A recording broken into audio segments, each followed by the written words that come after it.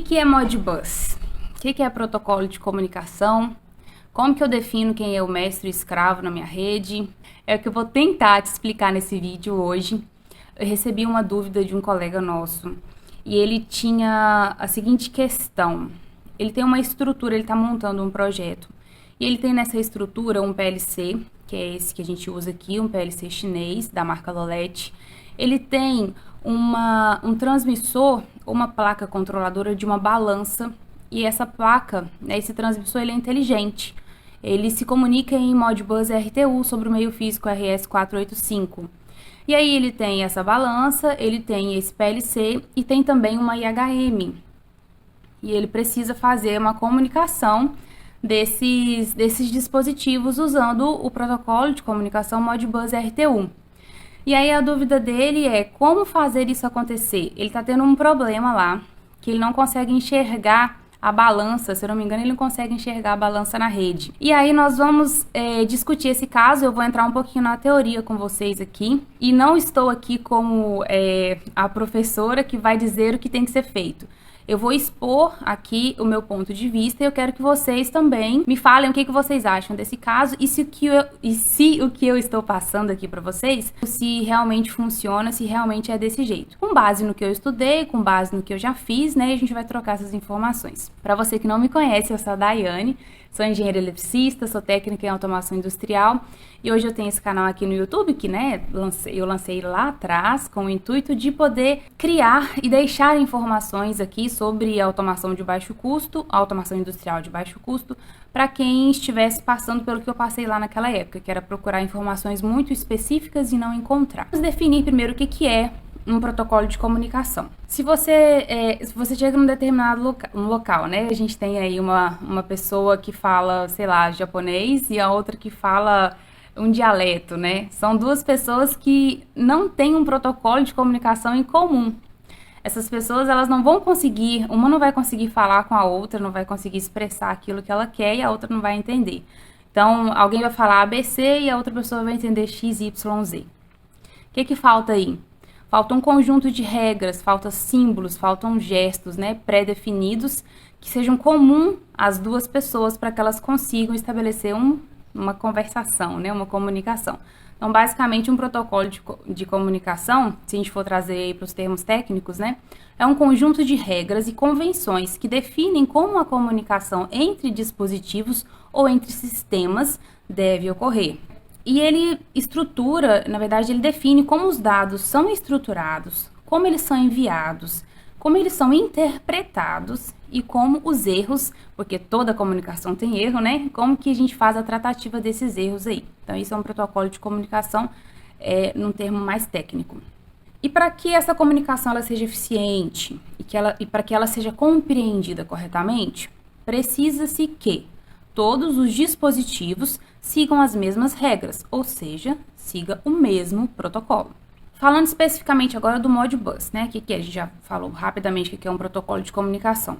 O Modbus ele é um protocolo aberto, ou seja, você pode utilizá-lo sem pagar, né? Você não é obrigado a pagar uma licença.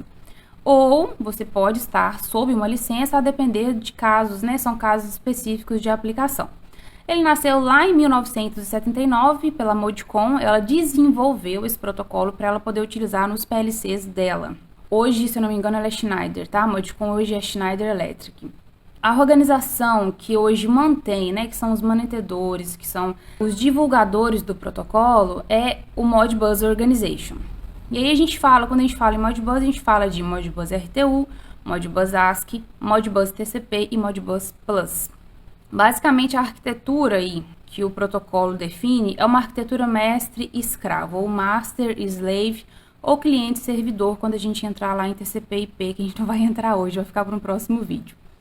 Mas é assim, o mestre ele vai requisitar e o escravo ele vai responder. Num termo técnico, o mestre ele envia uma solicitação, ele faz uma solicitação de envio e o escravo faz uma resposta de leitura. O meio físico para que essa comunicação aconteça, aí a gente tem que definir isso bem na nossa mente. Protocolo de comunicação é como se fosse a linguagem eu estou falando com vocês aqui, ou eu estou falando com alguém no telefone. Não, vamos pegar um exemplo melhor ainda. Eu estou brincando de falar pelo telefone, aquele telefone que a gente coloca uma lata assim e tem uma linha lá do outro lado. O meio físico para que o que eu estou falando chegue até outra pessoa é o quê? É o ar, obviamente, né? Mas trazendo aí para esse exemplo, é aquela linha ali, entendeu? Então, protocolo de comunicação é diferente de meio físico. RS-485, RS-232, Ethernet não é protocolo, é um meio físico, é uma mídia física por onde o protocolo vai caminhar, por onde ele vai ser enviado, tá? Então, o meio físico para comunicação do Modbus pode ser o RS-485, pode ser o RS-232, pode ser o RS-422 e a Ethernet, ou o Ethernet, né, o cabo Ethernet. Muito utilizado aí na indústria e nos nossos projetos, né? É o RS-485 e o meio físico Ethernet. Vamos falar do RS-485. Em relação ao RS-232, o 485 promove, né, a possibilidade de se fazer a comunicação em distâncias maiores, em velocidades mais altas e com múltiplos dispositivos em uma única rede multi-drop, ok? O que a gente vê aqui? A gente vê uma IHM, aí se atentem a isso aqui, ó, IHM com comandos, tá?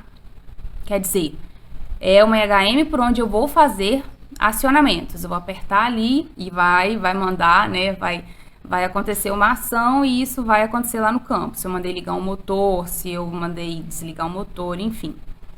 E aí, ó, a gente tem essa IHM, e ela vem aqui, esqueci que dá pra mostrar na tela do computador, gente, com a mãozinha. Tem a HM, e aí a gente tem o meio físico Ethernet, com protocolo de comunicação Modbus TCP/IP, a gente tem um conversor, e lá do outro lado a gente tem o Modbus RTU, que está conectado no PLC, fazendo a comunicação desse PLC com a HM, e aqui embaixo, perceba que a gente tem um dispositivo que a gente chama de dispositivo inteligente. Por quê? Porque ele conversa em rede. Ele conversa através de um protocolo, ele se comunica através de um protocolo de rede. Não é o 4 a 20 mA somente, ou 0 a 10, tá?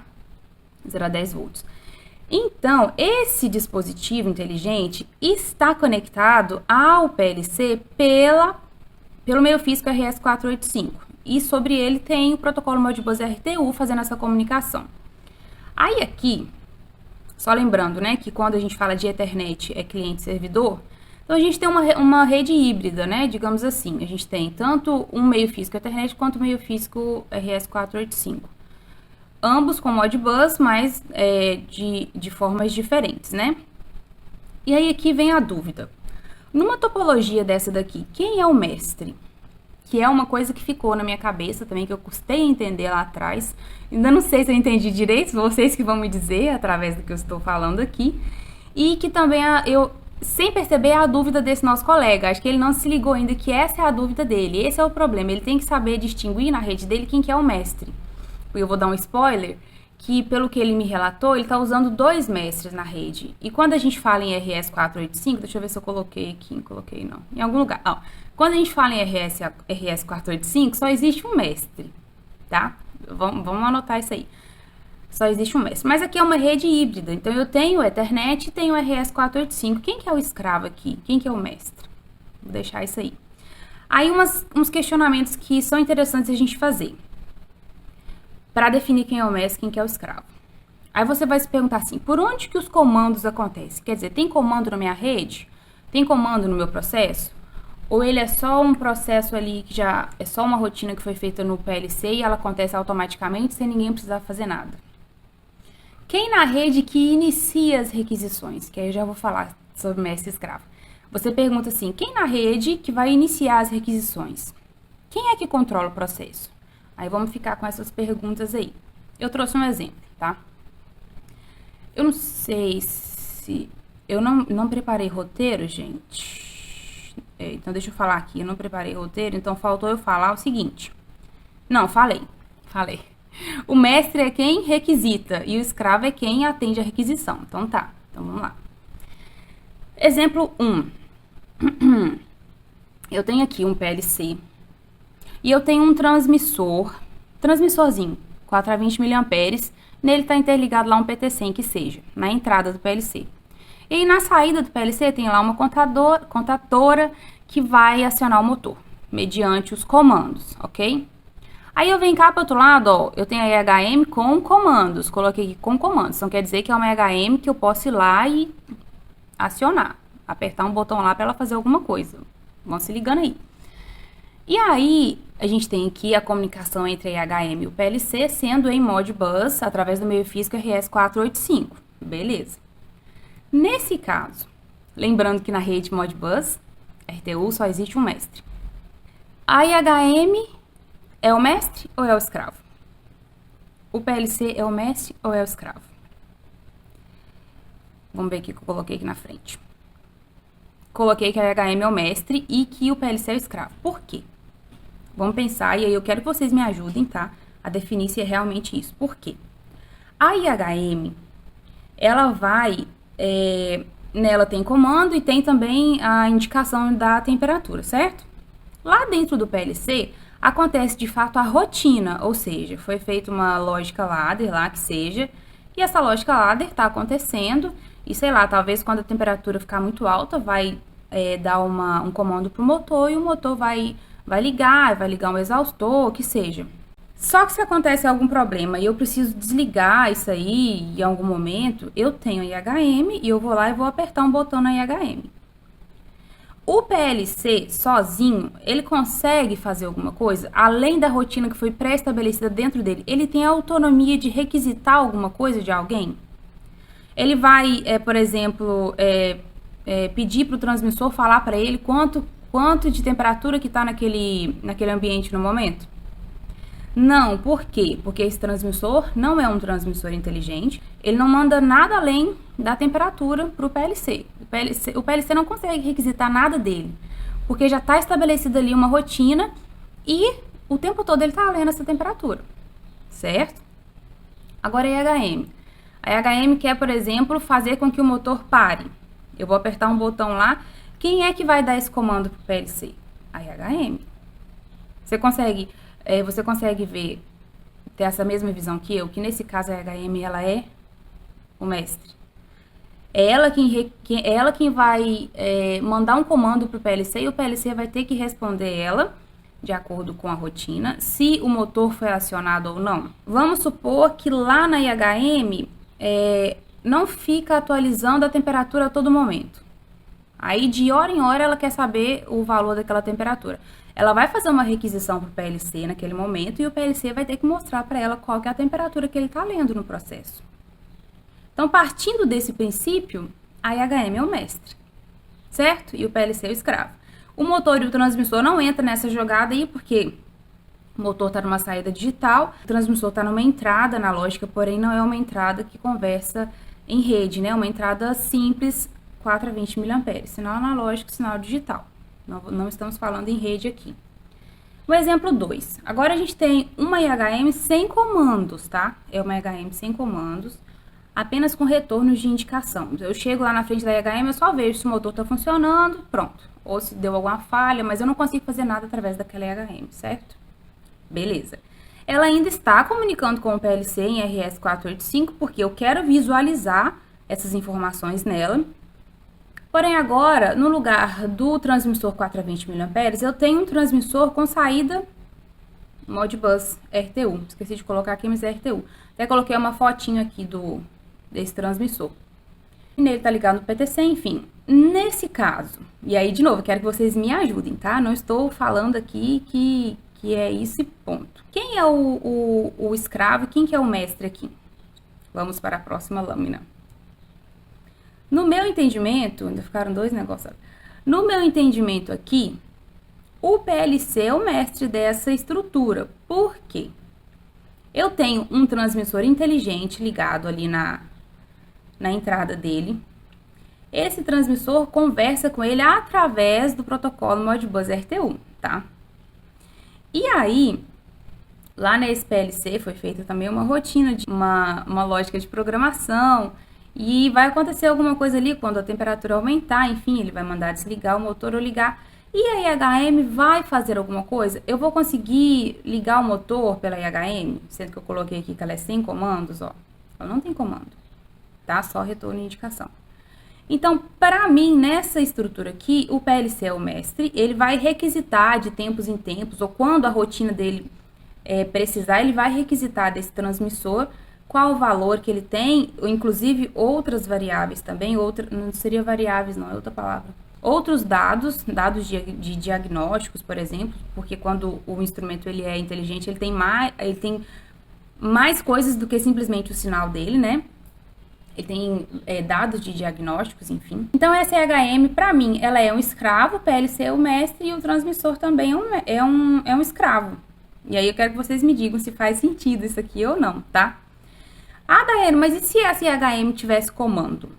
Se essa EHM tivesse comando, vamos pensar. Isso aqui veio na minha cabeça agora, que eu não tinha pensado nisso não, tá? Se por ela eu fizer comandos também, eu vou deixar ela como... Eu vou conseguir ligar e desligar o motor e a mesma estrutura aqui. Aí eu acho que já mudaria, tá? Aí nesse caso, o que teria que ser feito? A pessoa que está desenvolvendo ali a lógica de programação, ela tem que fazer ela de acordo com o que ela quer que aconteça, né? Se através da IHM nesse momento eu for dar comandos, a IHM ela vai precisar ser o mestre aqui para ela poder requisitar as coisas do PLC. E dentro do PLC, o que pode ser feito? Fazer uma lógica de programação e colocar ela como cíclica, né? De tempo em tempo ele vai requisitar o que ele precisar requisitar do transmissor inteligente, do transmissor Modbus. É o meu entendimento, tá? Dependendo do que você tem na sua estrutura, do que você tem no seu processo, a questão de mestre e escravo, ela muda. Mas, lembrando novamente, numa rede Modbus RTU só tem um mestre. Modbus RTU RS485 só tem um mestre. Na RS232 nem precisa falar porque são só 2 dispositivos, né? Ponto a ponto. Então, nessa estrutura aqui, quem é quem? Quem é quem? Ficou, né? Aquela questão. Depende, que eu acabei de falar. Não tem como a gente falar. Dependendo da situação, cada situação que eu apresentar, vai ter uma topologia, vai ter um mestre, vai ter um escravo diferente, certo? Aqui só algumas considerações. Se a rede Modbus usa o meio físico RS485, que é um padrão multidrop, podem existir apenas um mestre e até 247 escravos na rede. Existem algumas soluções que permitem mais de um mestre na rede, aí é o Modbus Plus, mas nós não vamos falar dele, tá? Ele usa token para controlar o acesso a barramento. Se a rede Modbus usa o meio físico Ethernet, que é um padrão baseado em TCP/IP, pode existir mais de um mestre na rede, certo? Porque cada mestre pode estabelecer uma conexão individual com cada escravo. Nesse caso, vai depender do número de mestres e da capacidade dos dispositivos e da sua rede. Então, numa rede híbrida, a gente pode ter mais de um mestre, quando a gente está falando do Modbus TCP/IP sobre Ethernet, tá? Então, o Modbus RTU na prática, ele tem um formato de mensagem padrão, que é o endereço do escravo, uma função, um campo de dados e um código de verificação de erros. Quando a gente fala em endereço do escravo, é um número de 8 bits que vai identificar o dispositivo que ele deve responder à requisição do mestre. Ele pode variar de 1 a 247, o 0 é reservado para broadcast, que é o envio de mensagem para todos os escravos de uma vez, e o endereço 255 ele é reservado. A função, ele é um código numérico de 8 bits, que ele vai mostrar o tipo de operação que o mestre quer realizar, e aí são mais de 100 funções, mas as mais utilizadas são 01, 02, 03, 04, 05, 06, 15 e 16, que é ler bobinas, ler entradas discretas, ler registros de holding, ler registros de entrada, escrever uma bobina, escrever um registro de holding, escrever múltiplas bobinas e escrever múltiplos registros de holding. Isso aqui vai ser importante quando você for fazer na sua lógica de programação, faça com o escravo. Você precisa desses códigos aqui para poder estabelecer isso aí. Quando você vai colocar as entradas e as saídas do PLC e quando você vai fazer a leitura delas, o espelho delas, não sei como que eu falaria isso, lá no mestre, lá na sua IHM ou no seu software supervisório, por exemplo. Então, você tem que ter isso daqui. O campo de dados, ele contém as informações específicas da operação, que é endereço inicial, o número de registros, valores a serem inscritos, E o tamanho do campo de dados vai variar de acordo com a função e o tipo de dados. Geralmente, muito usual nós usamos o tamanho da informação como 8 bits, tá, gente? O código de verificação de erros vai detectar e corrigir as possíveis falhas na transmissão, como ruídos, interferências, e é usado o CRC16, que ele calcula um valor de 16 bits a partir dos dados da mensagem e vai anexar ao final dessa mensagem.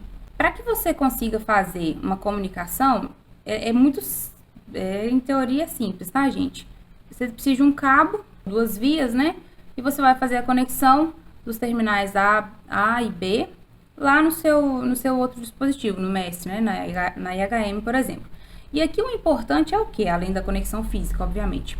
É você garantir que o frame, que é essa estrutura, né, dos dados que eu mostrei para vocês, que eles sejam iguais. Porque lembra que a gente falou lá no início?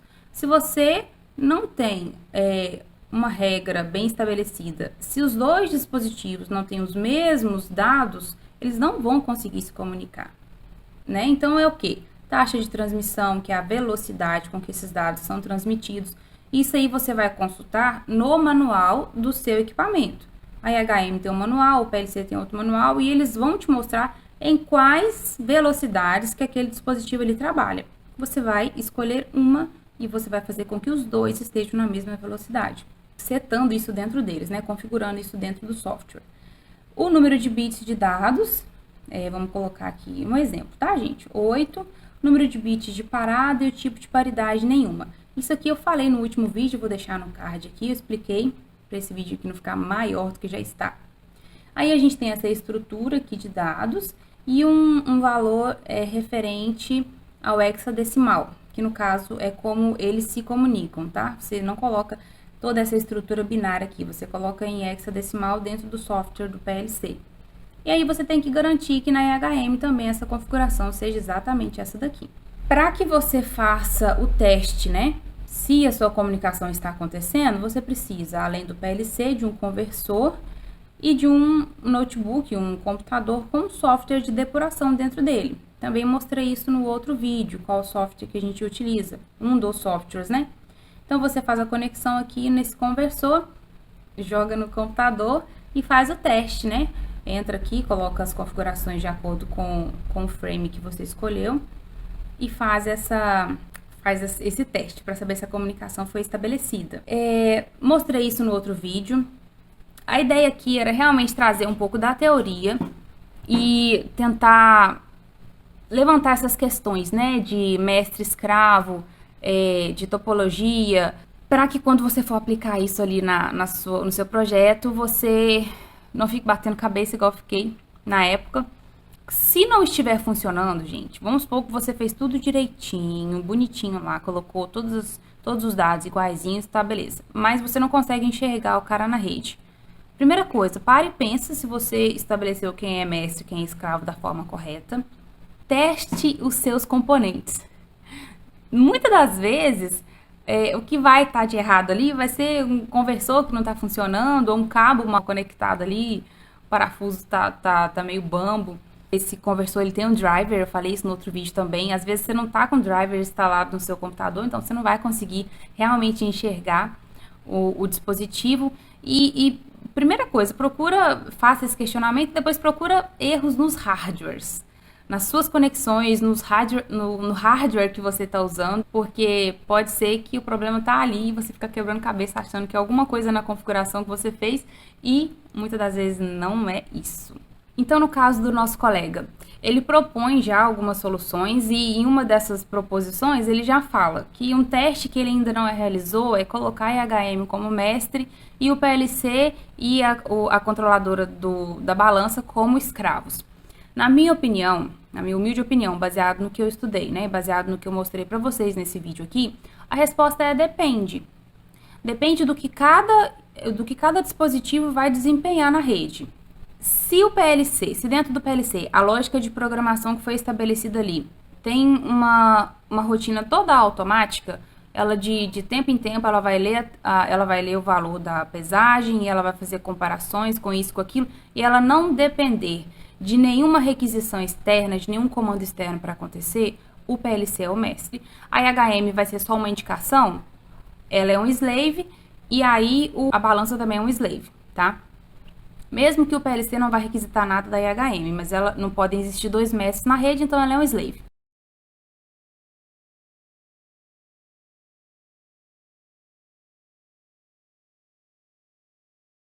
Ok? Se dentro do PLC foi feita uma rotina de programação que dependa de um comando, que dependa de alguma outra ação para acontecer, e essa ação ela vai acontecer lá da IHM, então a IHM é o mestre, o PLC, mesmo que o dispositivo converse, mesmo que a controladora da balança seja inteligente e converse em Modbus, ela vai simplesmente ser uma entrada no seu PLC, mesmo que ela converse em rede, mas ela vai ser uma entrada. Se você não vai pegar nenhum outro dado dela, ela é uma entrada como se fosse 420 mA. E aí a IHM é a mestre e o PLC é o escravo.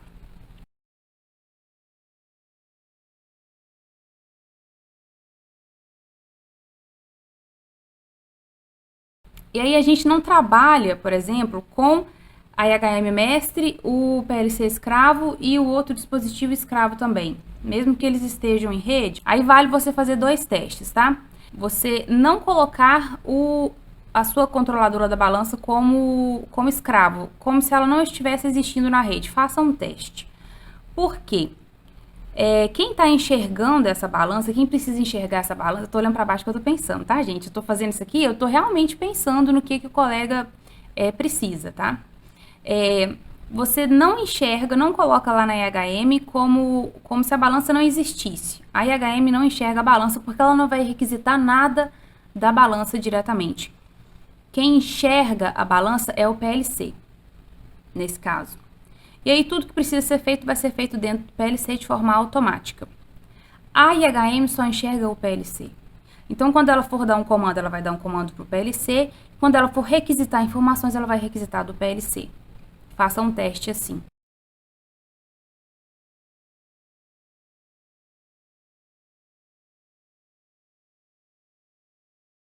Tá? E se a IHM não for ter nenhum tipo de comando, como eu falei, se o PLC, tudo for acontecer automaticamente dentro dele, e é só PLC e balança, e você só quer ver isso lá na IHM, então deixa o seu PLC como mestre, e aí sim, ele vai enxergar a sua balança como um escravo na rede. E aí me digam se faz sentido ou não o que eu acabei de falar. Então a resposta é depende. Fiz um vídeo explicando as etapas de um projeto de automação industrial. E a premissa, as primeiras coisas que você tem que fazer é definir como que esse projeto vai funcionar. Passo a passo, minuciosamente. Quem faz o quê, quem requisita, quem não sei o quê, intertravamento, tudo tem que ser definido no início do projeto, para na hora de você montar, criar a arquitetura, já está tudo definidinho, e aí não tem esse tipo de dúvida. Ou se tem, você consegue rapidinho sanar ela, ok? Então é isso. Acho que esse vídeo ficou um pouco longo, né? Mas a ideia aqui é ajudar, tá? Se ficou alguma dúvida, se eu falei alguma besteira aqui, vocês, por favor, me corrijam. E mais uma vez, se ficou bom, se você gostou, se te ajudou esse vídeo, deixa um like pra mim, se inscreva nesse canal, compartilha também com seus colegas, né, da automação aí, talvez possa ser útil também. E muito obrigada e até a próxima.